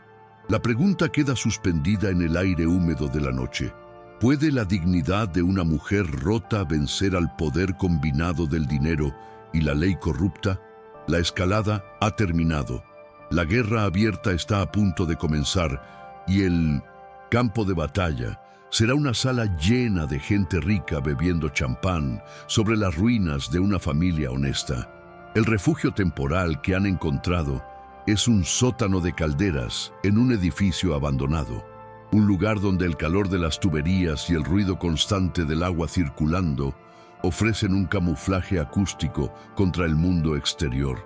Elena se sienta sobre una caja de madera, con la ropa secándose sobre su cuerpo, sintiendo cómo el frío de la lluvia ha calado hasta sus huesos, pero es el frío interior el que la hace temblar. Mateo, un poco más sobrio pero visiblemente afectado por la abstinencia, revisa una y otra vez los planos esquemáticos del edificio de la fundación que lograron descargar antes de huir del cibercafé. Sin embargo, la duda persiste como una niebla tóxica en la pequeña habitación. Saben dónde está la cerradura, pero les falta la certeza del qué encontrarán. Arriesgar la vida de Clara y su propia libertad por una corazonada es una apuesta que Elena duda en tomar, hasta que su mano roza el forro interior de su chaqueta vieja, donde un pequeño objeto duro ha estado cosido durante 3 años sin que ella le diera importancia. Es una memoria USB antigua, un dispositivo simple y desgastado que Carlos le dio semanas antes de morir, diciéndole que contenía fotos familiares para que las guardara si a él le pasaba algo. Elena nunca tuvo el valor de abrirla, temerosa de ver los rostros felices de un pasado muerto. Pero ahora, bajo la luz parpadeante del sótano, el objeto parece pulsar con una gravedad propia. «¡Mateo!», dice ella. Su voz apenas un susurro sobre el rugido de las calderas, sacando el dispositivo con dedos entumecidos. «Carlos me dio esto». Dijo que eran recuerdos, pero su tono ese día, ahora lo recuerdo, era de despedida. El abogado levanta la vista, y en sus ojos cansados se enciende una chispa de anticipación. Conecta el USB en la vieja laptop que rescató de su oficina antes de huir, y la pantalla se ilumina con una sola carpeta, titulada Veritas. No hay fotos. Solo hay un archivo de audio y un documento escaneado. Elena siente que el aire se escapa de la habitación cuando Mateo hace clic en el archivo de sonido. El silencio estático de la grabación llena el espacio durante unos segundos, creando una tensión insoportable, hasta que la voz de Carlos surge de los altavoces, clara, cálida y terriblemente viva. «Elena, mi amor, si estás escuchando esto, significa que fallé. Significa que Rodrigo ganó y yo ya no estoy para protegerte». El sonido de su voz rompe la barrera que Elena había construido alrededor de su dolor, y un sollozo violento escapa de su garganta, doblando su cuerpo como si hubiera recibido un golpe físico. Es la voz de un hombre que sabe que va a morir, pero que habla con una calma sobrenatural, la calma de quien ha aceptado su destino para salvar a otros. La grabación continúa, desgranando la verdad con una precisión devastadora que elimina cualquier duda restante. Carlos explica que descubrió el esquema de lavado de dinero de Rodrigo meses antes, utilizando la empresa para blanquear capitales de cárteles internacionales. Cuando intentó acudir a Augusto, descubrió que el anciano ya lo sabía y había escondido las pruebas originales, los libros de contabilidad reales y las transferencias bancarias, dentro del marco de la caída de los gigantes, utilizando un mecanismo diseñado por un relojero suizo. La llave que robé del despacho de Augusto es la única forma de acceder, dice la voz de Carlos. Pero Rodrigo me descubrió. Me amenazó con ir por ti y por Clara si hablaba. Así que hice un trato, mi silencio y mi vida a cambio de vuestra seguridad. La revelación cae sobre Elena como una sentencia y una absolución simultánea. Carlos no se suicidó por vergüenza, fue asesinado o inducido a morir como parte de un pacto sacrificial para mantener a su familia fuera del punto de mira. Toda la narrativa de su culpa fue una mentira construida para cubrir un asesinato. Elena escucha, con las lágrimas corriendo libremente por su rostro sucio, cómo su marido le pide perdón por dejarla sola, explicándole que escondió la llave en el lugar más improbable, esperando que algún día, cuando fuera seguro, ella pudiera encontrarla. No busques venganza, Elena. Solo vive. Termina la grabación seguida de un te amo que se desvanece en estática. Pero la petición de paz de Carlos tiene el efecto contrario. En lugar de resignación, enciende en Elena una furia fría y absoluta. Mateo detiene la grabación, su rostro pálido y desencajado por la magnitud de lo que acaban de escuchar. Él se entregó, murmura el abogado. Se dejó incriminar y matar para que Rodrigo no las tocara a ustedes. Y Rodrigo rompió el trato al perseguirte hoy. La injusticia es tan densa que se puede masticar. El documento adjunto es un escaneo de una carta notariada por el propio Augusto antes de su coma, confirmando la existencia del compartimento en el cuadro y nombrando a Carlos como el custodio de la verdad. Ahora tienen la prueba de la prueba, saben exactamente qué buscar y tienen la confirmación moral de que están en el lado correcto de la historia. La llave no es un instrumento de codicia, es el testamento de un mártir. Elena se seca las lágrimas con un movimiento brusco, casi violento. La tristeza que la ha acompañado durante 3 años se calcina instantáneamente bajo el fuego de una nueva determinación. Se levanta de la caja y su postura ha cambiado. Ya no es la mujer encorvada que recoge basura, ni la viuda doliente, es una vengadora. Él murió para protegernos, Mateo, y yo he pasado 3 años escondiéndome, permitiendo que su nombre sea arrastrado por el lodo, dice, su voz adquiriendo un filo metálico que hace que el abogado se enderece. Rodrigo no solo robó dinero, robó la verdad. Y mañana, delante de toda esa gente, se la vamos a quitar. El impacto emocional de la virada es profundo y transformador. Elena comprende que su sufrimiento no fue un accidente del destino, sino el resultado de la crueldad calculada de un hombre. La imagen de Rodrigo sonriendo en las revistas mientras Carlos se pudría en una tumba sin nombre se superpone a la voz de la grabación. La decisión de actuar ya no proviene de la necesidad de supervivencia, sino de un deber sagrado. Invadir la subasta ya no es un plan, es una obligación. Si no expone la verdad, el sacrificio de Carlos habrá sido en vano y el mal triunfará absolutamente. Es un punto de no retorno.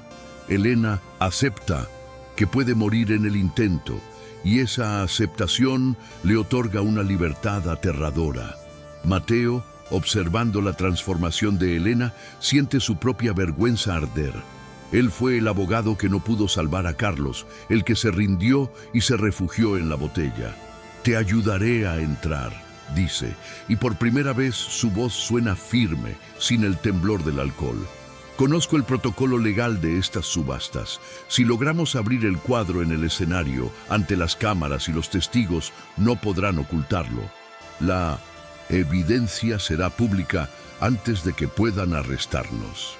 Se establece un nuevo pacto entre ellos, sellado no con un apretón de manos, sino con una mirada compartida de resolución suicida. Son 2 fantasmas contra un imperio, pero ahora tienen la fuerza de los muertos de su lado. Empiezan a trazar el plan final con una precisión maníaca. No se trata solo de entrar, se trata de cronometrar la invasión para que coincida con la presentación del cuadro. Elena memoriza la distribución del escenario, los puntos de acceso del personal y la ubicación de las cámaras de transmisión en vivo. Cada detalle cuenta. La llave dorada descansa sobre la mesa improvisada, ya no como un objeto misterioso, sino como el gatillo de un arma cargada. La atmósfera en el sótano cambia de desesperación a una tensión eléctrica, de preparativos de batalla. Saben que el amanecer traerá el día más largo de sus vidas.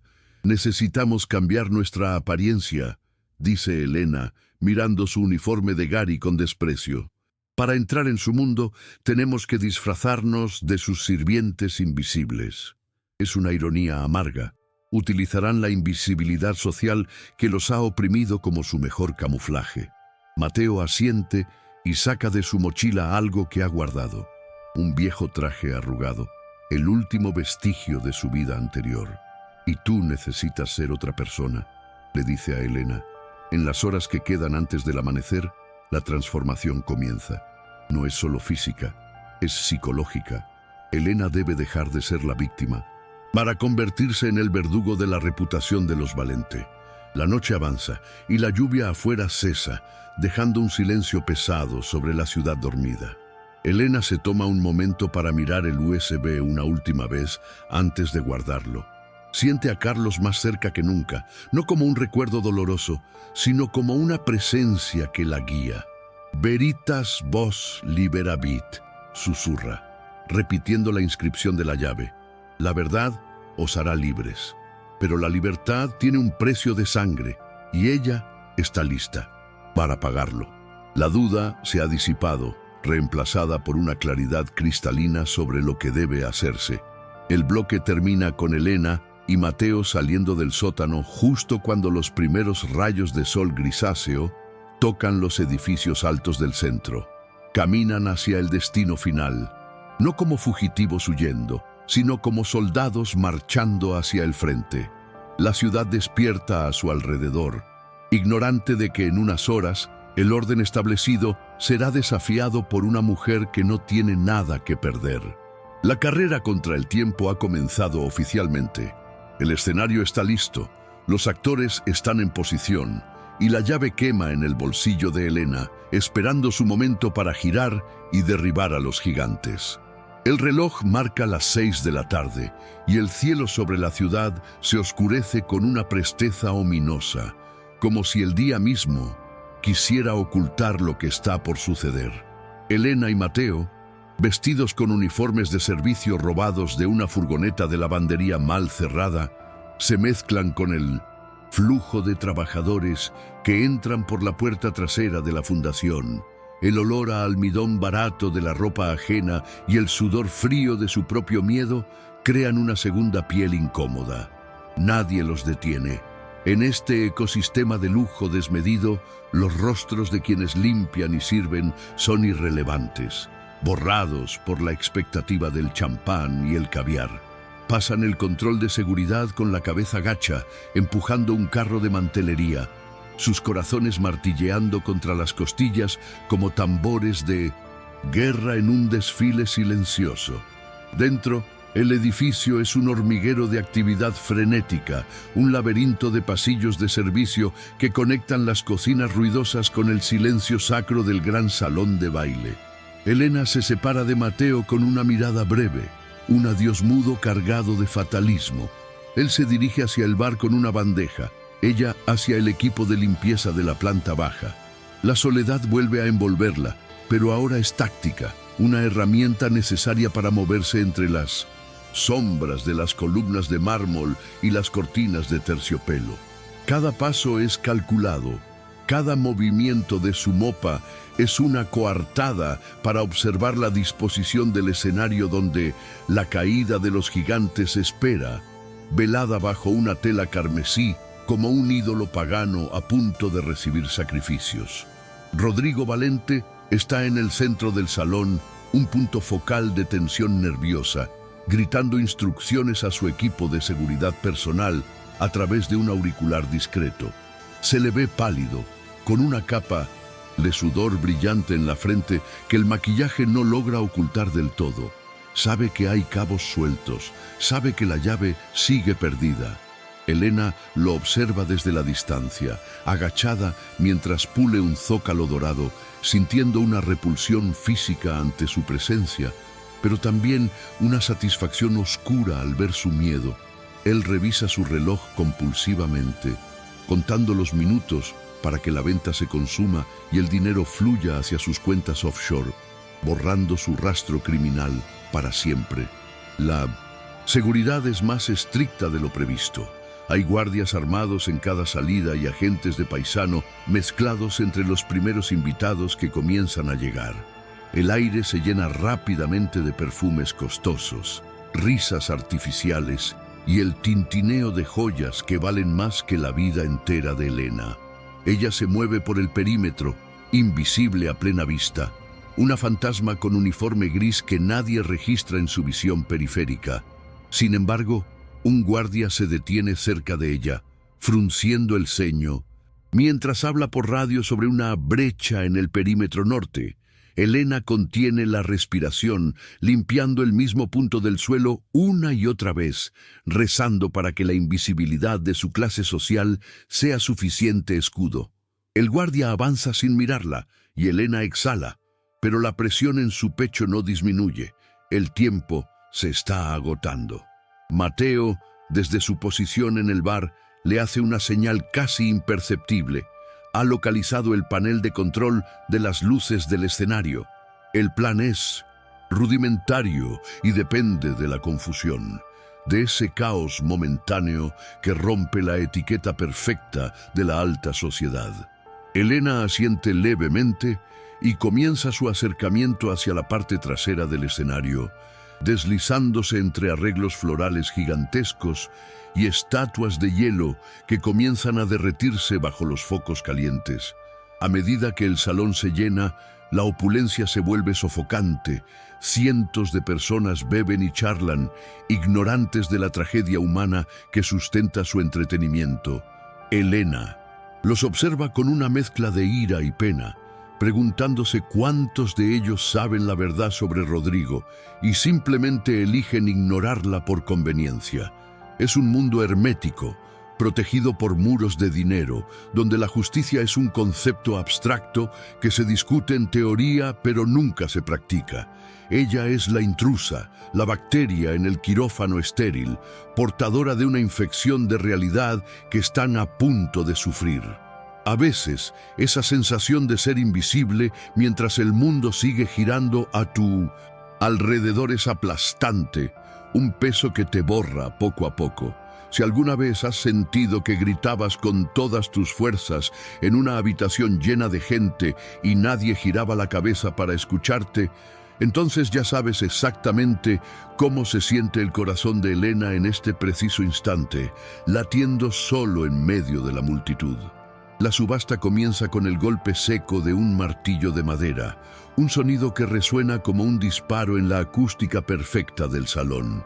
El subastador, un hombre con voz de barítono y sonrisa ensayada, comienza a ofrecer los primeros lotes: relojes vintage, jarrones de la dinastía Ming, cartas históricas. Los precios suben vertiginosamente, millones de dólares lanzados al aire con la ligereza de quien tira confeti. Elena aprovecha la atención centrada en el podio para avanzar unos metros más, escondiéndose detrás de una cortina pesada a un costado del escenario. Está tan cerca ahora que puede oler la madera vieja del caballete que sostiene el cuadro velado. De repente, el teléfono de Rodrigo vibra y su reacción es visible incluso desde la distancia. Lee un mensaje y su rostro se contorsiona en una máscara de furia pura. Sus ojos barren el salón, buscando desesperadamente entre las sombras, y susurra algo violento al jefe de seguridad. Han encontrado el sótano, han encontrado la ropa de Elena, saben que está en el edificio. La orden se transmite silenciosamente: cerrar las salidas, verificar a todo el personal.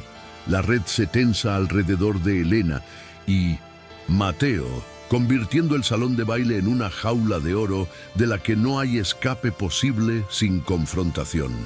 Elena ve cómo los guardias comienzan a moverse metódicamente por los bordes del salón, deteniendo a los camareros, revisando identificaciones.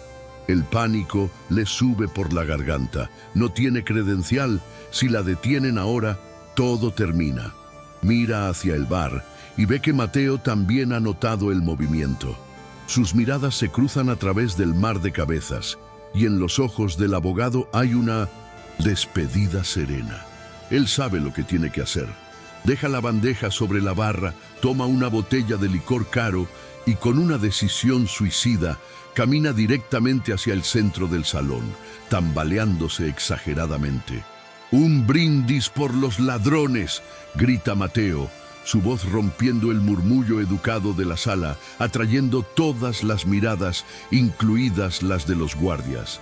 Lanza la botella contra una escultura de hielo, provocando un estruendo de cristales rotos y gritos de sorpresa. La seguridad se abalanza sobre él instantáneamente, golpeándolo, arrastrándolo fuera de la vista de los invitados horrorizados.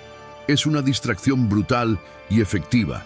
Los ojos de Rodrigo y sus hombres están fijos en el borracho que causa el escándalo, dejando el escenario momentáneamente desvigilado. Elena no desperdicia el sacrificio de su amigo. Con los ojos llenos de lágrimas contenidas, se desliza por el hueco de la seguridad y sube los 3 escalones que llevan al backstage. Su corazón late tan fuerte que teme que el sonido se amplifique por los micrófonos. Se pega a la pared trasera, respirando el polvo y la oscuridad, a solo unos metros de donde Rodrigo está tratando de calmar a la audiencia, asegurando que todo está bajo control. La mentira fluye de sus labios con una facilidad asquerosa y eso le da a Elena la última inyección de coraje que necesita. «Damas y caballeros, lamentamos la interrupción», dice la voz de Rodrigo amplificada, recuperando la compostura. Pero ahora, el momento que todos esperaban. El lote 45, la joya de la colección Valente. La música dramática sube de volumen, las luces se atenúan y un foco cenital ilumina el caballete. Dos asistentes retiran la tela roja, revelando la caída de los gigantes. La pintura es magnífica y terrible, una vorágine de cuerpos y sombras que parece cobrar vida bajo la luz artificial. El público suelta un murmullo de apreciación codiciosa. Elena saca la llave dorada de su bolsillo. Su mano ya no tiembla. Observa el marco desde su escondite, localizando el pequeño orificio en la voluta inferior derecha que vio en la pantalla del ordenador. Está ahí, real y tangible. Pero Rodrigo está parado justo al lado del cuadro, bloqueando el acceso, sonriendo como el dueño del mundo. El subastador anuncia el precio de salida, $10 millones. Las paletas se levantan inmediatamente, una guerra de egos comenzando en la sala. La tensión es insoportable. Elena sabe que tiene una sola oportunidad. Necesita que Rodrigo se mueva, que se aparte del cuadro. Como si el destino escuchara sus súplicas, un comprador ruso en la primera fila hace una pregunta sobre la procedencia, obligando a Rodrigo a dar un paso adelante hacia el borde del escenario para responder, dándole la espalda a la pintura por unos segundos cruciales. Es ahora. Elena sale de las sombras. No corre, camina con una rapidez letal. Sube al escenario desde atrás, su figura pequeña y vestida de gris contrastando violentamente con el fondo dorado. Nadie la ve. Al principio, todos miran a Rodrigo. Ella llega al cuadro, sus dedos buscan la madera tallada, encuentran el agujero, inserta la llave. El sonido del metal contra el metal es audible para ella como un trueno. Gira la llave. Un clic sonoro, mecánico y preciso corta el aire, amplificado por la cercanía de los micrófonos ambientales. El marco del cuadro emite un chasquido seco y la parte frontal se deslaza hacia adelante con un mecanismo hidráulico suave, revelando no un lienzo, sino una cavidad profunda llena de documentos amarillentos y libros de contabilidad encuadernados en cuero negro. El silencio cae sobre la sala como una guillotina. Rodrigo se gira, sus ojos abriéndose con incredulidad al ver a la mujer de la basura parada junto a su herencia desentrañada. El público contiene el aliento, confundido, pensando que es parte del espectáculo, hasta que ven la cara del anfitrión. Elena no mira al público, mira a Rodrigo directamente a los ojos, su mano descansando sobre los documentos que prueban su culpa. «Se acabó», susurra ella, pero en el silencio sepulcral su voz se escucha clara. Rodrigo reacciona con un instinto animal, sacando una pistola pequeña que llevaba oculta en la cintura, rompiendo la última regla de la civilidad en su propio evento. «¡Aléjate de eso!», grita él, apuntando al pecho de Elena, la máscara de empresario cayendo para revelar al asesino. Los gritos de pánico estallan en la sala, la gente se tira al suelo, las copas se rompen. Pero Elena no se mueve, no retrocede. Ha llegado demasiado lejos para tener miedo a morir ahora. El sonido de las sirenas se acerca desde la calle, pero están demasiado lejos. En este escenario solo quedan dos actores, la viuda y el tirano. La carrera contra el tiempo ha terminado. El choque final es inminente. Elena sostiene la mirada del hombre armado, desafiándolo a disparar frente a 500 testigos y las cámaras de transmisión en vivo que siguen rodando, transmitiendo la caída de la Casa Valente al mundo entero. El tiempo parece detenerse en el escenario, congelando a los protagonistas en un cuadro vivo que rivaliza con la obra maestra barroca que tienen detrás.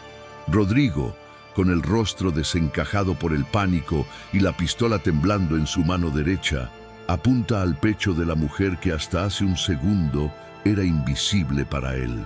Elena, por su parte, permanece inmóvil junto a la estructura abierta del marco, su respiración agitada siendo el único indicio de que sigue viva, mientras su mano descansa posesivamente sobre los legajos de papel envejecido que asoman desde las entrañas de la pintura. El contraste visual es brutal y cinematográfico. La elegancia negra y afilada del smoking de diseño frente al gris desgastado y manchado del uniforme de servicio, el poder establecido amenazando con violencia bruta a la dignidad sublevada de la clase trabajadora. No hay música, no hay susurros. El silencio en el gran salón de baile es absoluto, una bóveda de vacío donde solo resuena el zumbido eléctrico de los focos que iluminan la tragedia inminente. La audiencia, compuesta por la élite financiera y social de la ciudad, observa la escena con una mezcla de horror paralizante y fascinación mórbida, incapaces de apartar la vista del drama que se desarrolla ante ellos. Las cámaras de televisión, programadas para transmitir una velada de caridad y cultura, ahora difunden en vivo y en alta definición el colapso nervioso de uno de los hombres más poderosos del país.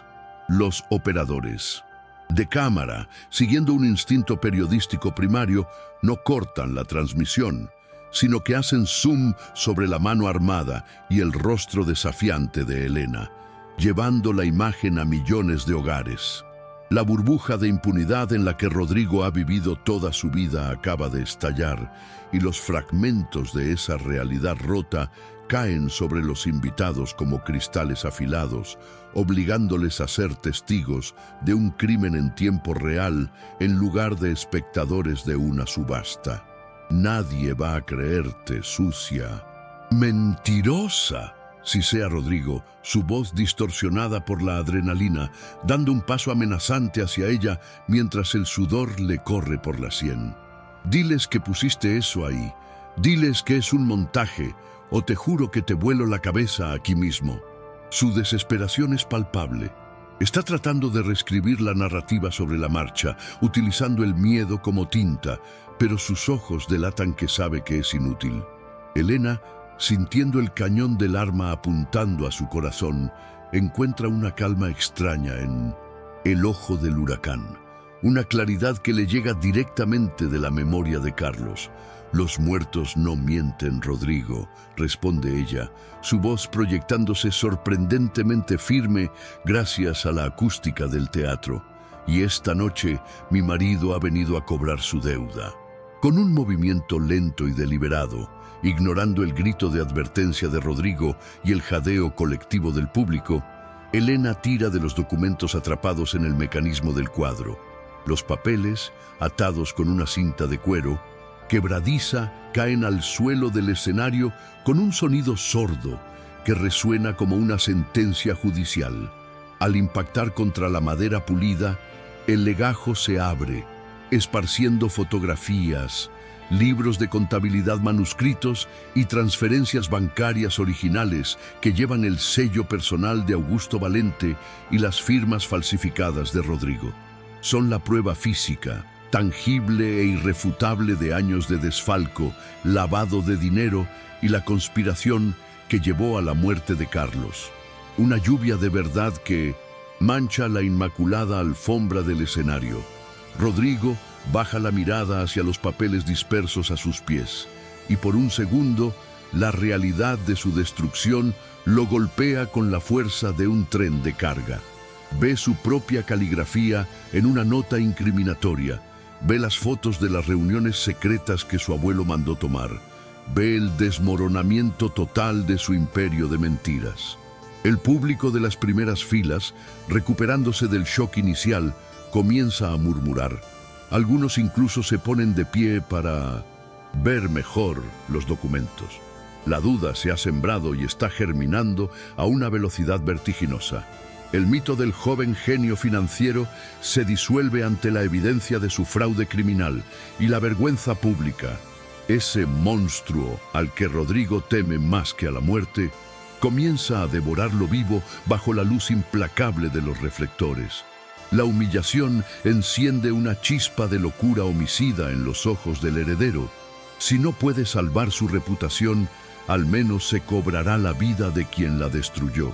Su dedo se tensa sobre el gatillo, los nudillos blancos por la presión, y su rostro se contorsiona en una mueca de odio puro que lo despoja de cualquier vestigio de humanidad.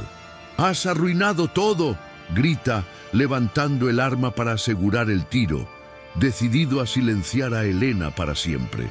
Es el punto de no retorno, el instante en que la amenaza se convierte en ejecución y el tiempo parece dilatarse para Elena, quien cierra los ojos esperando el impacto, aceptando que su sacrificio final servirá para sellar la verdad con sangre. Pero el disparo nunca llega. Justo cuando Rodrigo está a punto de apretar el gatillo, las puertas laterales del salón de baile estallan hacia adentro con un estruendo ensordecedor. «¡Policía! ¡Suelte el arma! ¡Al suelo!», gritan voces autoritarias amplificadas por megáfonos mientras un equipo táctico de intervención, alertado por la transmisión en vivo y las llamadas de emergencia, inunda el recinto. Haces de luz láser rojos bailan sobre el pecho de Rodrigo, marcándolo como objetivo, rompiendo su concentración y obligándolo a girarse hacia la nueva amenaza. La irrupción de la ley, real y contundente, rompe la atmósfera hermética del evento privado, trayendo consigo la fuerza coercitiva del Estado que Rodrigo creía tener en su bolsillo. En un último acto de cobardía desesperada, Rodrigo se abalanza sobre Elena antes de que ella pueda reaccionar, agarrándola por el cuello con su brazo izquierdo y pegando el cañón de la pistola a su sien derecha. Lano utiliza como un escudo humano, arrastrándola hacia atrás, mientras grita incoherencias a los oficiales que avanzan por el pasillo central. Elena siente el aliento rancio de su captor en su oído, el metal frío presionando dolorosamente contra su cráneo y el olor a miedo agrio que emana de su traje caro. La multitud grita y se dispersa, buscando refugio bajo las mesas, mientras el escenario se convierte en el epicentro de una toma de rehenes televisada nacionalmente. ¡Atrás! ¡Los mataré a todos! «Necesito un helicóptero», brama Rodrigo, perdiendo completamente el contacto con la realidad, retrocediendo hacia el telón de fondo pintado con un paisaje idílico que contrasta grotescamente con la violencia de la escena. Elena lucha por respirar, sus pies apenas tocando el suelo mientras es arrastrada, pero su mente trabaja a toda velocidad. Sabe que Rodrigo no tiene salida, sabe que es un animal acorralado capaz de cualquier cosa, pero también siente el temblor incontrolable de su cuerpo. Él es débil, siempre lo ha sido. Su poder residía en su dinero y su nombre, y ahora que ha perdido ambos, es solo un hombre asustado con un juguete mortal. Elena recuerda la llave. En el forcejeo no la ha soltado. Sigue apretada en su mano izquierda, sus bordes dentados clavándose en su palma.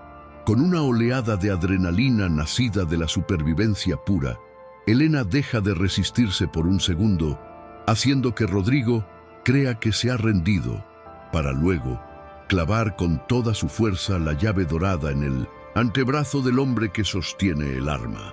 El metal perfora la tela fina y la carne. Rodrigo aúlla de dolor y sorpresa, un sonido agudo y patético, y su agarre se afloja instintivamente por una fracción de segundo, separando el arma de la cabeza de Elena. Es todo lo que se necesita. Elena se deja caer al suelo, rodando lejos de él, mientras un disparo accidental de Rodrigo impacta inofensivamente en el techo del salón, haciendo llover polvo de yeso sobre el escenario.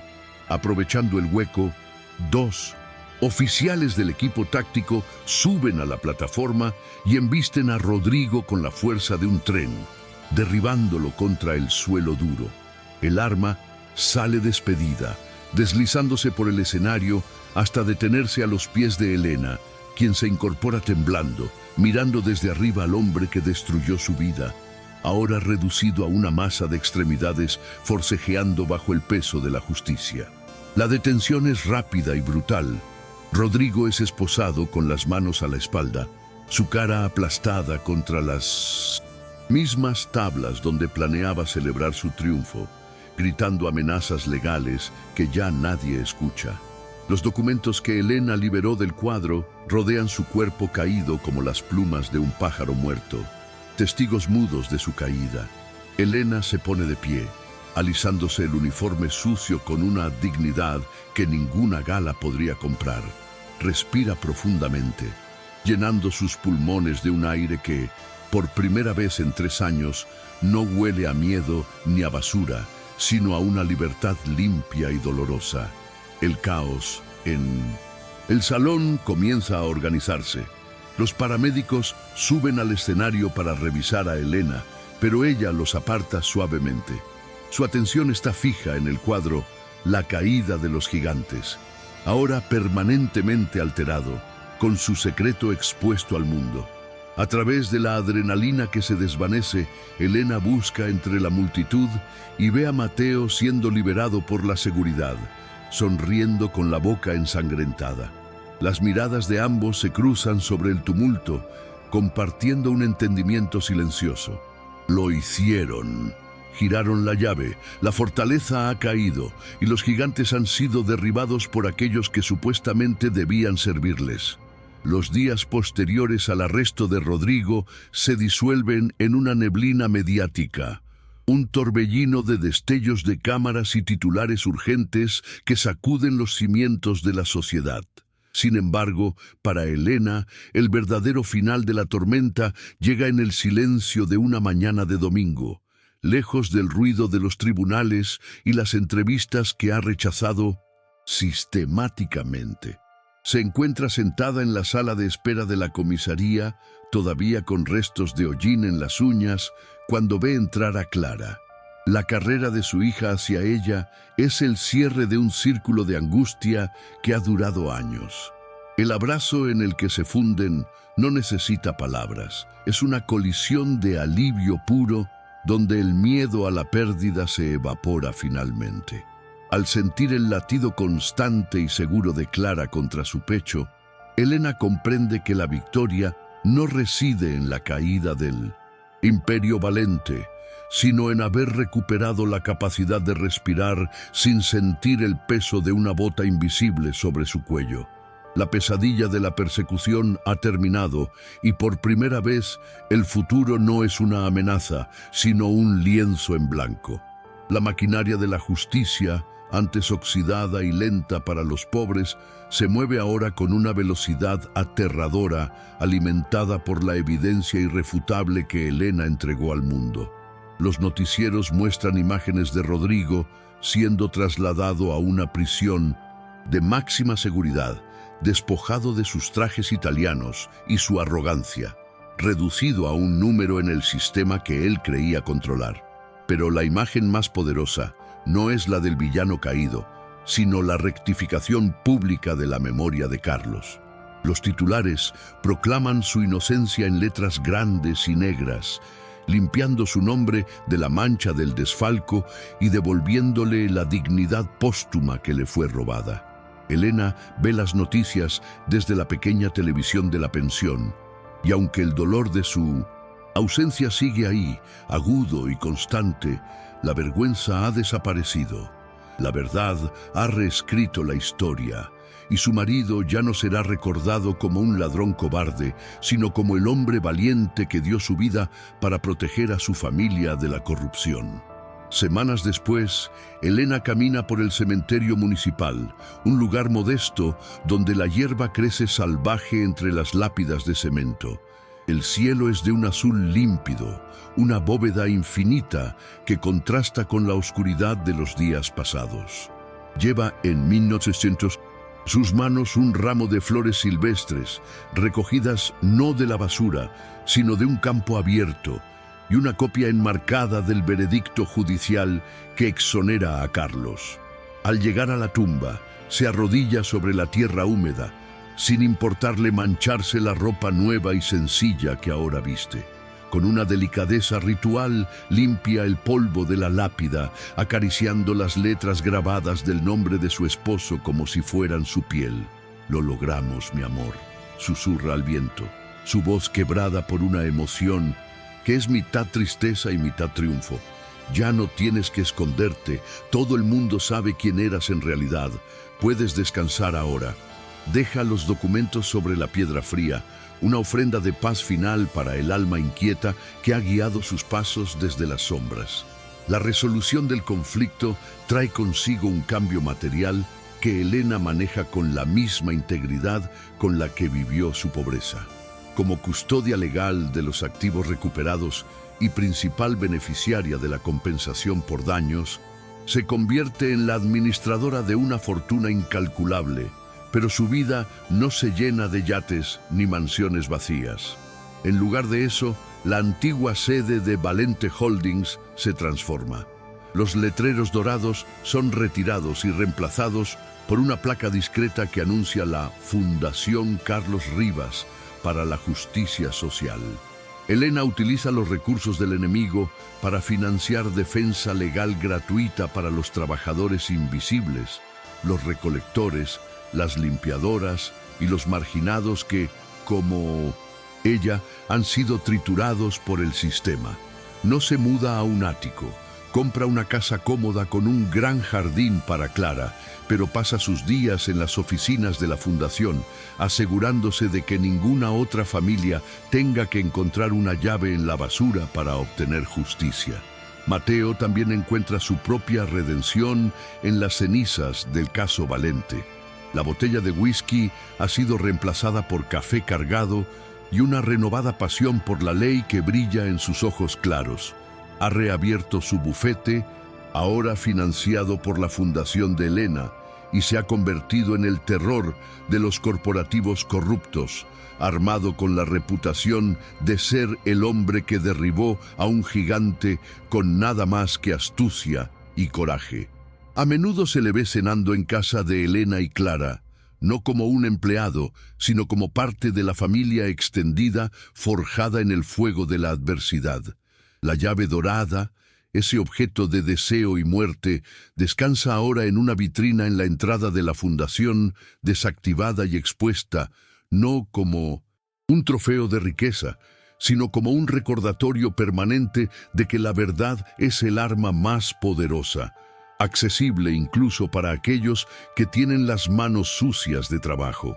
El impacto emocional se extiende más allá de los protagonistas, tocando la fibra sensible de una ciudad que había perdido la fe.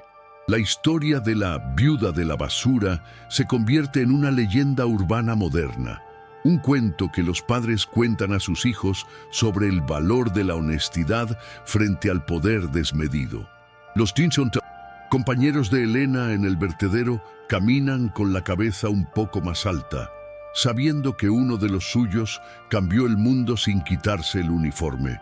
La invisibilidad de la clase trabajadora se ha fracturado, aunque sea un poco, permitiendo que la luz de la dignidad se filtre a través de las grietas.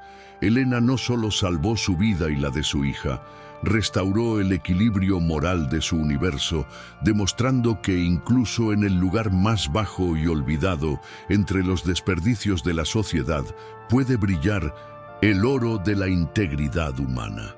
La escena final es de una quietud esperanzadora. Elena y Clara están sentadas en el porche de su nueva casa al atardecer, observando cómo las luces de la ciudad se encienden a lo lejos, brillantes y distantes. Ya no hay miedo en la mirada de Elena, solo una profunda y serena fatiga, la de quien ha completado una larga jornada de trabajo. Saca de su bolsillo una copia simple de la llave de su nueva puerta principal, un trozo de metal común y corriente, sin grabados, en latín ni secretos mortales. La sostiene contra la luz del ocaso, sonriendo levemente al darse cuenta de que esta llave barata vale más que la dorada, porque abre un hogar donde la verdad habita sin miedo. Clara apoya la cabeza en su hombro y juntas Ven cómo el sol se pone, cerrando el capítulo más oscuro de sus vidas para dar paso a una noche tranquila, sin pesadillas, donde el único sonido es el viento susurrando entre los árboles, libre al fin.